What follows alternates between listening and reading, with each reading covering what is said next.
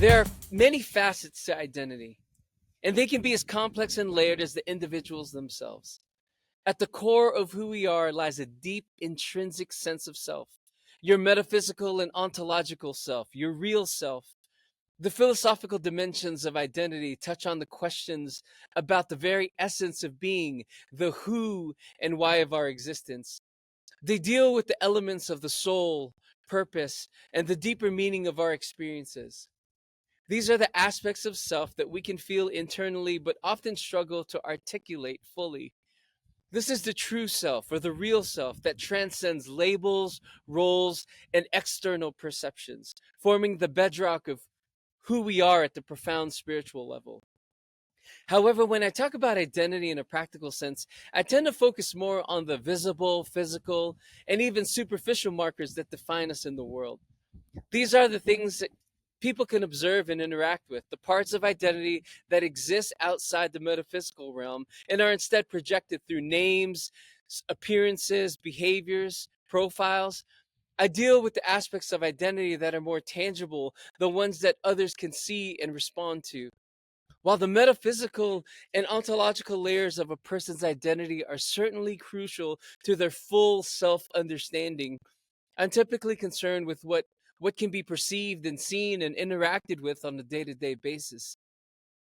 Now, one of the most obvious and accessible markers of identity is a person's name, or in today's digital world, their screen name or online alias or their handle. Names have always held significance and often carry cultural, familial, and personal meaning. And in the digital age, they extend beyond just the label to something more like a brand or a public persona.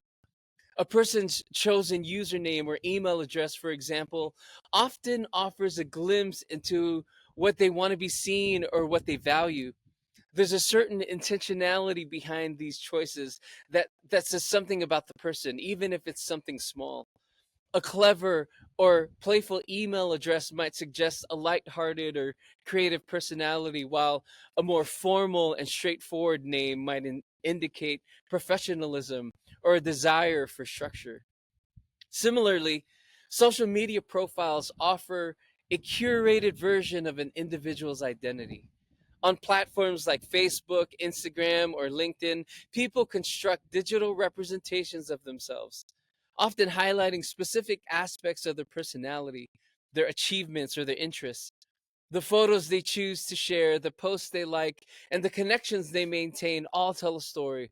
While this digital persona might not capture the full metaphysical essence of a person, it certainly provides insight into how they wish to present themselves in the public eye. A profile picture, for instance, can communicate a great deal, whether it reveals the deeper layers of a person's identity. A picture with family might suggest the importance of relationships, while an image from a professional event could indicate career focus. Even the absence of a photo or the choice to remain anonymous tells a story, perhaps a desire for privacy or an aversion to social media norms. While these are external markers, they are still integral to the way others perceive us and consequently how we might perceive ourselves in certain contexts. In this era, you are in many ways whatever the Google says you are. Search engines and social media platforms now have a hand in shaping public identity in a way that was unimaginable a few decades ago. When someone searches your name on Google, what they find can form a first impression long before they ever meet you in person. The digital footprint, your LinkedIn profile, your past work or publications, your social media presence all contribute to an external image of who you are. It might not tell the full story of your metaphysical self, but it paints a picture that influences how others perceive you. There's a certain paradox here. While our digital personas often feel incomplete or even shallow compared to the depth of our true selves, they are increasingly the primary way that others come to know us. We may never convey our inner selves, the metaphysical, ontological essence of who we are, to everyone we encounter. Instead, what they see are the projections we've carefully crafted, or in some cases, the projections that others have created about us through shared content, comments, and interactions. This digital identity, while potentially superficial, holds power in shaping not just how others see us, but how we see ourselves.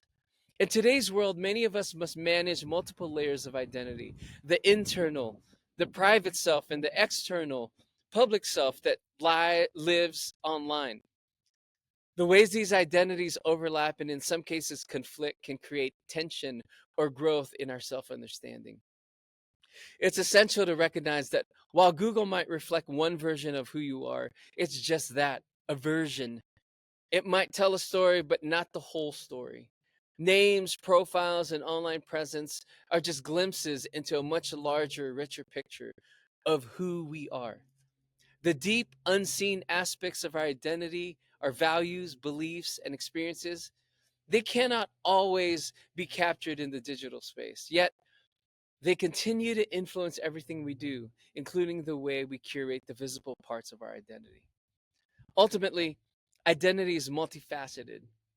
There is the deep intrinsic part of you that remains constant and unseen, and there are the external markers that others can easily recognize and interact with. Both are important, but they serve different functions. While I may not be able to see the metaphysical aspects of who you are, I can engage with the pieces of your identity that are visible: the names you choose, the profiles you create, and the actions you take in the world.